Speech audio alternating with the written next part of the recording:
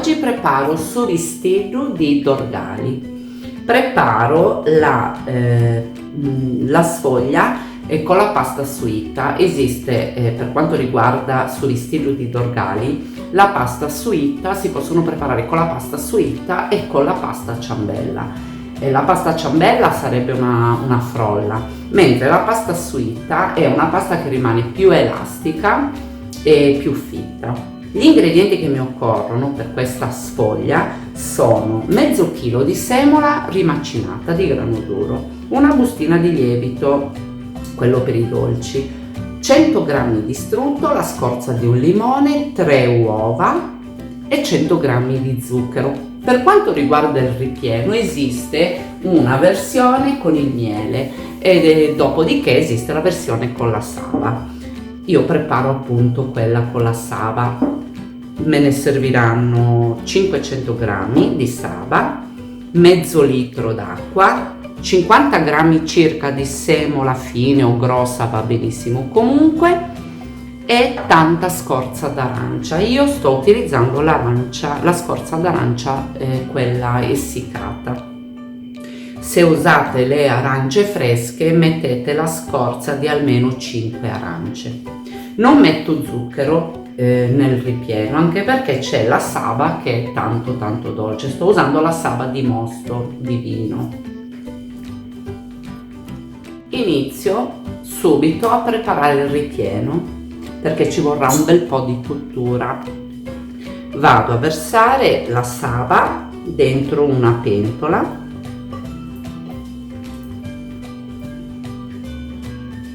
Che buona, io adoro la saba.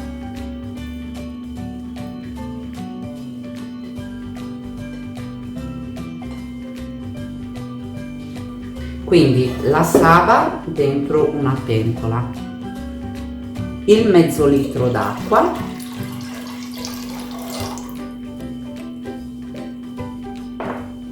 e la scorza d'arancia. Porto sul fuoco e lascio cuocere. Deve raffinare, deve cuocere per un bel po', almeno un'ora, un'ora e mezza, che si deve ridurre parecchio. Quindi vado sul fuoco, accendo e lascio cuocere. Ogni tanto magari diamo anche una mescolata. Ho messo sul fuoco abbastanza basso, fiamma abbastanza bassa, e lascio cuocere. Ogni tanto darò una mescolata. Nel frattempo pensiamo alla sfoglia. Quindi verso il lievito nella semola rimacinata, lo zucchero, la scorza del limone e do una mescolata così all'asciutto.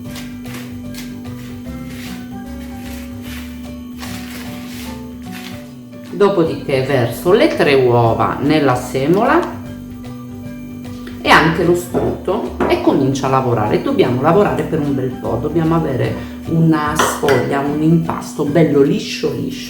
Se le 3 uova dovessero essere piccoline, l'impasto non lega bene, se ne può aggiungere ancora un po' di uovo. Intanto vediamo, lavorando poi vediamo se sono sufficienti.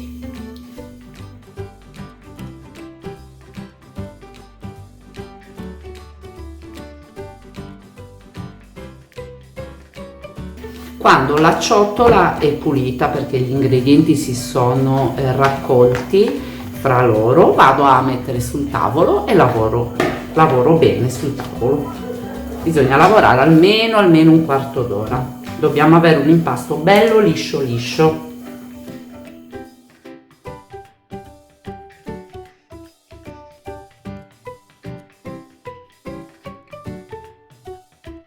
Dopo aver lavorato a lungo l'impasto, lo metto in una bustina di congelatore oppure si può avvolgere nella pellicola e lo lasciamo stare un attimino affinché il ripieno è pronto.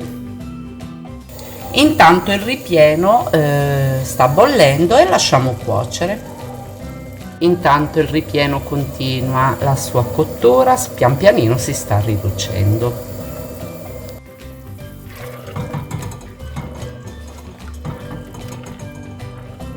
Allora a questo punto vado ad aggiungere alla saba con l'acqua e la scorza di limone la semola e comincio a mescolare affinché si amalgami bene al resto del composto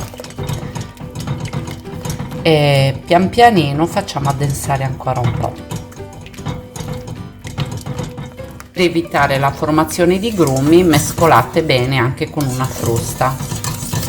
Io ho versato la semola, ho mescolato un pochino con il mestolo e si è formato qualche grumo che adesso si stanno sciogliendo con la frusta. Lasciamo cuocere ancora un po' a fuoco basso, mi raccomando, fiamma bassa. Ho appena spento il fornello perché ho raggiunto la densità desiderata per dar forma al suo vestito, al ripieno del vestito. Quindi adesso ho spento e vado a sistemarlo su dei piattini. Ho preparato qua qualche piattino che ha una circonferenza di circa 10-11 centimetri. Vado con le mani a prendere appena distrutto e vado a ungere i piattini. Questo servirà poi a far uscire bene il ripieno una volta che si sarà solidificato. Ungiamo bene i piattini.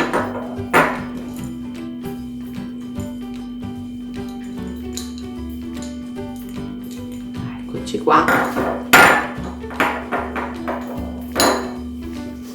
Quindi vado a prendere un po' di ripieno. Facciamo attenzione perché è molto caldo.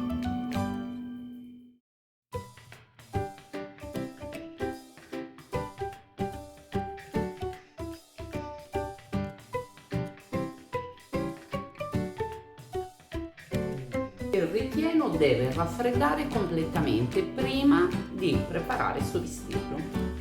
Ho spolverato di semola sul tavolo da lavoro.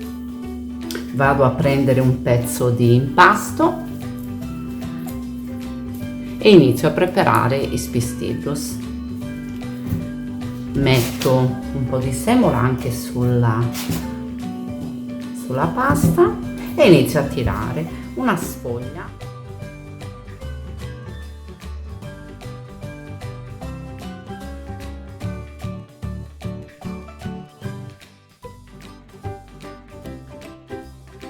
Qua ho il ripieno, eccolo qua, lo teniamo un attimo da parte e con una rondella tagliapasta vado a fare qualche incisione che non deve essere più grande di questa circonferenza, perché altrimenti poi il ripieno in cottura può fuoriuscire.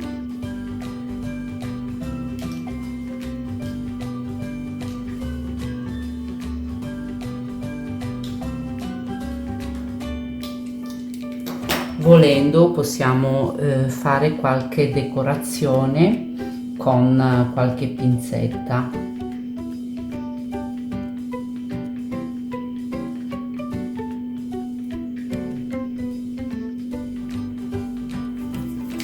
Intanto su l'altra sfoglia vado a mettervi sopra il ripieno che cerco di staccare dal piattino aiutandomi con una spatola.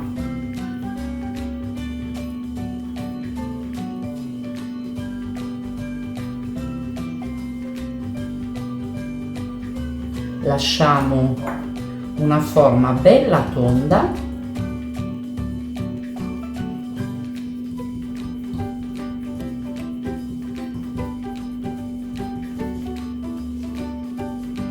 E aiutandomi con il mattarello vado a prendere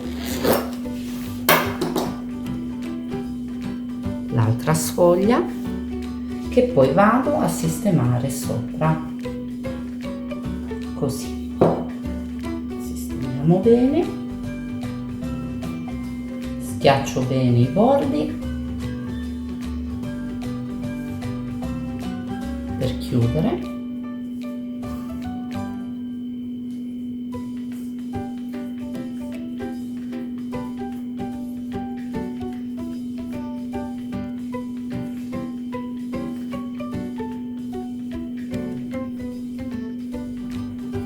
Schiaccio bene tutto il contorno.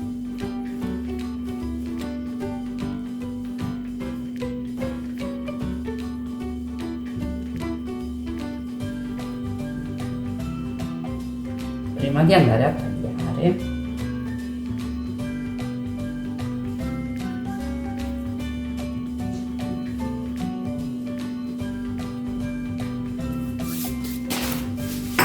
io uso questo tagliapasta decorativo che,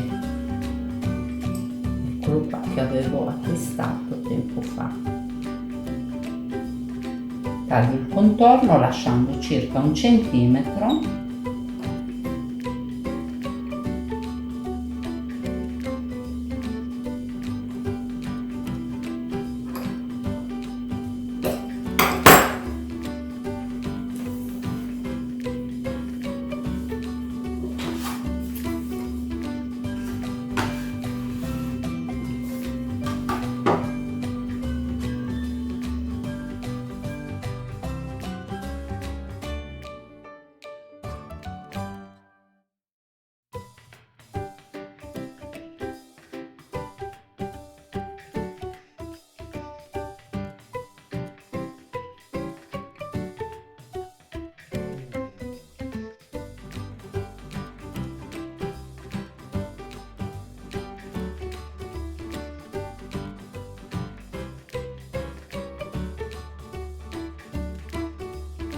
Un pezzetto di impasto vado a fare un po' di decorazioni sui spistillus.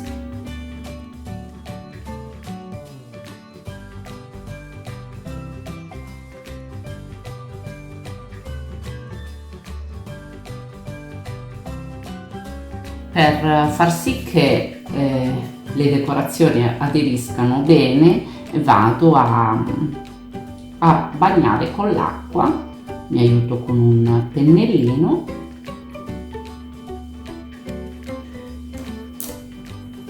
e vado a sistemare sopra sul vestito queste goccine che ho realizzato per creare una spiga di grano.